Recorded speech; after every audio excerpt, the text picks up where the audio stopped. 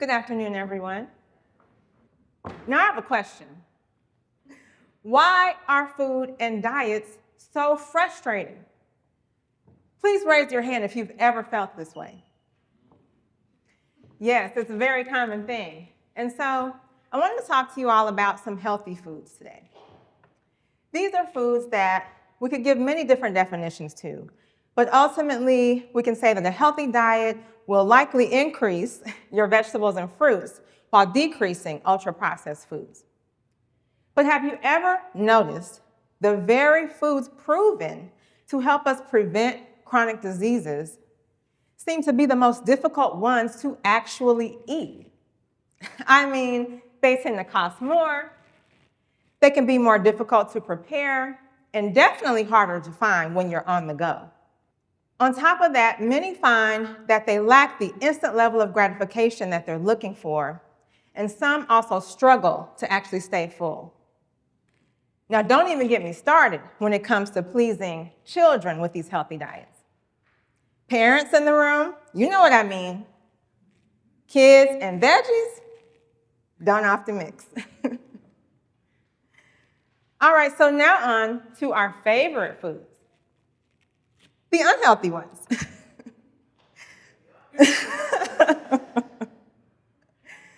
Now, these foods could be higher in fat, sugar, sodium, or all of the above. They've often specifically been engineered to literally trick our brains and satisfy us in ways that broccoli just can't compete with. On top of that, on this side of the coin, they tend to cost less. They're also more convenient. You can find them pretty much anywhere, even on the go, and they're kid approved. Many people also find that they can prepare them much more quickly. Now, on top of that, what makes it even more frustrating is many individuals eat these foods all the time, yet they stay slim. Then on my side of the spectrum, we have people who really focus on the healthy foods, and it's harder to achieve that healthy weight. Now, I don't know if you've ever thought about any of these issues, but as was mentioned, I'm a dietitian, and I see and hear about them every single day. I live them as well. And even though that's the case, I still have my days where I need to convince my brain to choose the leafy green vegetables instead of the ice cream. Essentially, when we're going on a healthy diet or even just choosing healthy food, we're going against our very lazy, comfort-seeking human nature. It takes discipline. We also may need to set some boundaries and possibly even get on a budget. And on top of that, let's keep it real. These changes that we're making sometimes don't even feel good in the beginning. It's really difficult sometimes. It almost kind of reminds me of the same type of situation when we're building a spiritual faith. We can give up things that some people may enjoy for this higher power that we're told is real, but we can't actually see or physically touch them. It's a little wild when you think about it, but how many know that starting a healthy diet is no different? This is literally the time where you may need some strong faith and a higher power just to get through the struggle.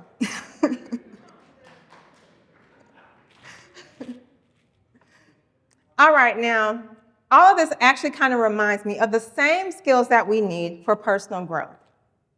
I'm sure you all have heard this saying here on the screen. No pain, no gain.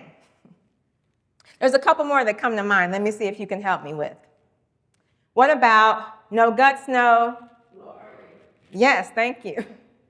And then if it was easy,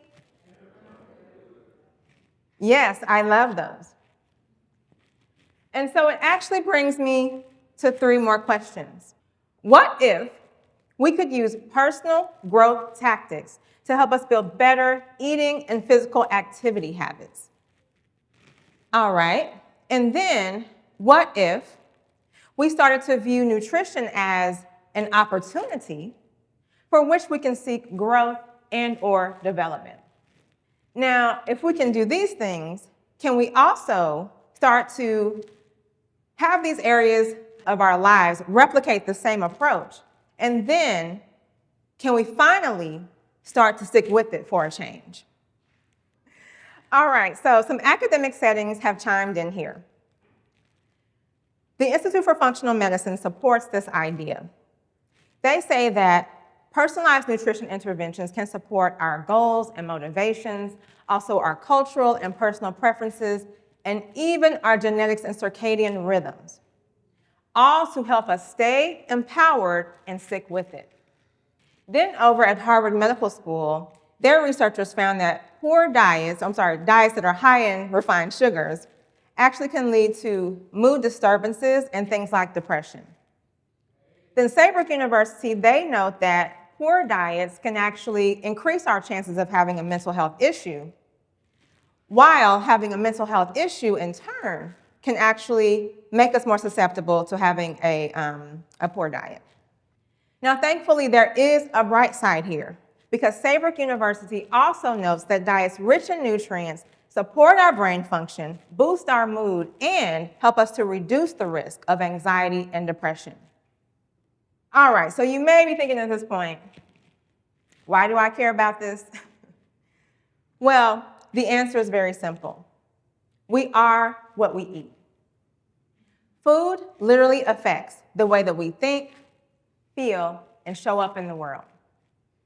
When we consume nutrient-rich meals and avoid the highly processed inflammatory foods, we give our body the tools that it needs to perform better at work, at home, and at life. We'll improve our mental health, reduce our risk of chronic diseases, and obtain an overall better quality of life. All right, there are many different principles from the personal growth space that we can apply to nutrition in order to break barriers. I've chosen 3 that we can focus on today.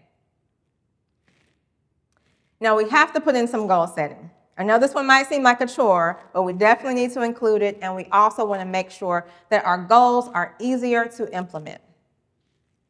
SMART goals are specific, measurable, achievable, realistic, and time-bound. An example of a health-related SMART goal could be that I want to replace unhealthy snacks with non-starchy vegetables 5 days per week. Or I may want to set a goal of walking for 30 minutes per day, 6 days a week. Now, it's also a good idea, like I said, to make our goals easier to implement. And here's where some smaller ones can be helpful. I may want to pick a specific day and time during the weekend where I do my prepping as well as purchasing for my healthy snacks. And I may want to throw an extra pair of gym shoes in the car for easy access to walking. All right, so if you remember, I may have mentioned that I like ice cream, just a tiny bit. But I may want to purchase some frozen fruit that I can puree at home, and it will help me kind of hit that same craving in a healthier way. I also may want to purchase some cauliflower rice or spiralize some zucchini in order to help me replace regular rice or pasta. Now, let's say you go out for dinner with friends or family a few nights a week. You may want to suggest restaurants with healthy options on the menu, or possibly invite folks over to your home for a gathering where you control the food. Even better yet, you could suggest an activity that does not revolve around food. In this way, you actually get to enjoy your quality time with your family and friends without sabotaging your goals. All right, so now that we've gotten that out of the way, we're going to go a little bit deeper. Number 2 is starting with the end in mind. This one comes from the 7 Habits of Highly Effective People. You want to ask yourself, what do I want to achieve in my lifetime? Then ask yourself, who do I need to become to accomplish that goal? You want to find some of your favorite examples of individuals and use their habits to work your way backwards. Think about some of your favorite celebrities. What are some of their recipes, or what are some of their healthy habits that you can borrow? You want to use what they're doing and make it your own, but just make sure that you don't choose any crash dieting methods. Then also think about your favorite community leaders, spiritual leaders, or advocates. What steps did they take and what habits did they incorporate to break barriers and make a difference while serving others? What steps can you take in your own life to make a difference for yourself and those around you? All right, tactic number 3, finding your why. This one is very, very important. It may be familiar, but don't overlook it because you definitely want to incorporate it. You want to make sure you tie your goals to something that's very deeply meaningful to you. It may be your spiritual beliefs or practice, or possibly you have a memory of a loved one who was affected by a health condition. Maybe you have children or family who look to you as an example. Or maybe, like me, you might come from a long line of unhealthy eaters. It's okay. And you want to create a paradigm shift that will last for generations. But whatever your why is, hone in on it. Think about some of the challenges that you faced. We've all had them. As the saying goes, life be lifing.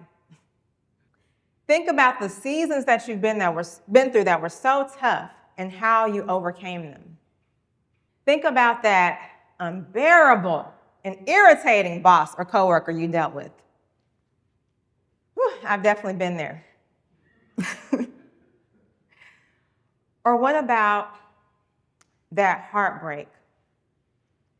It was so deep, it nearly leveled you. Or what about that overwhelming obstacle, so overwhelming you thought that it would break you, but it didn't? Channel the mindset that you use to get through those moments.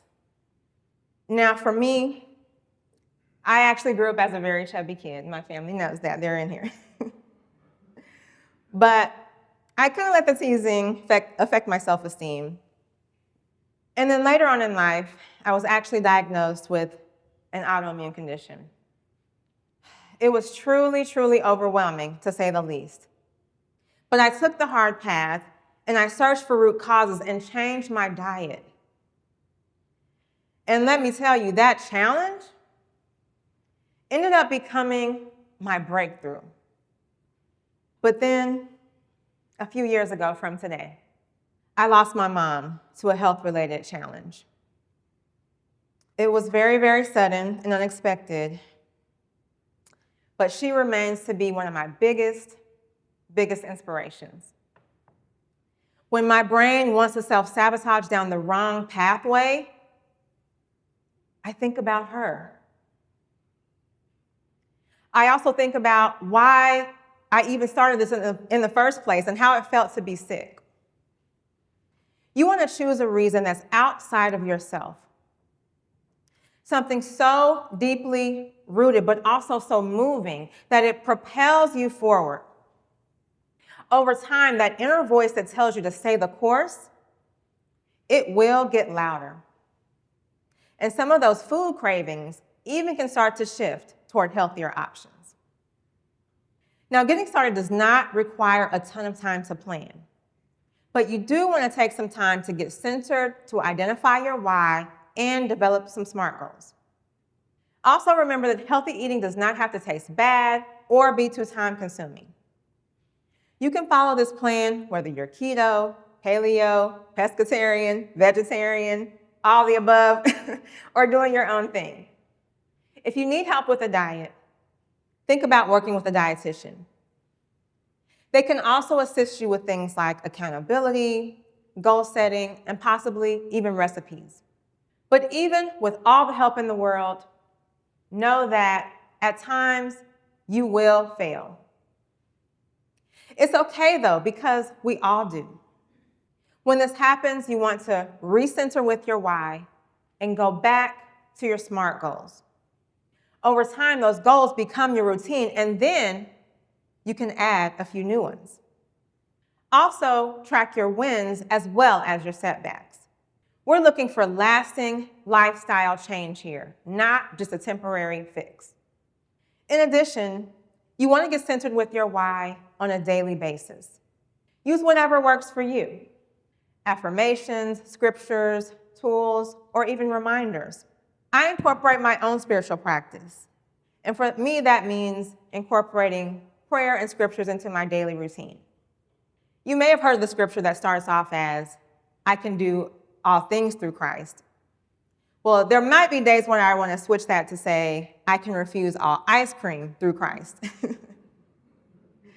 But whatever visuals or affirmations or scriptures work for you, you want to keep them close. Make sure that they speak to your heart. They'll help you remember who you are and why you even started. Well, at the core of it all, we still are what we eat. But remember, we're the sum of the choices that we make most often.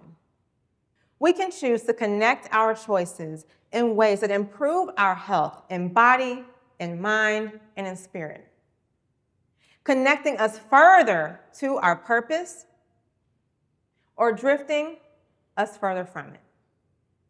Making these small changes not only helps to influence our mental health, but it nourishes us on much, much deeper levels.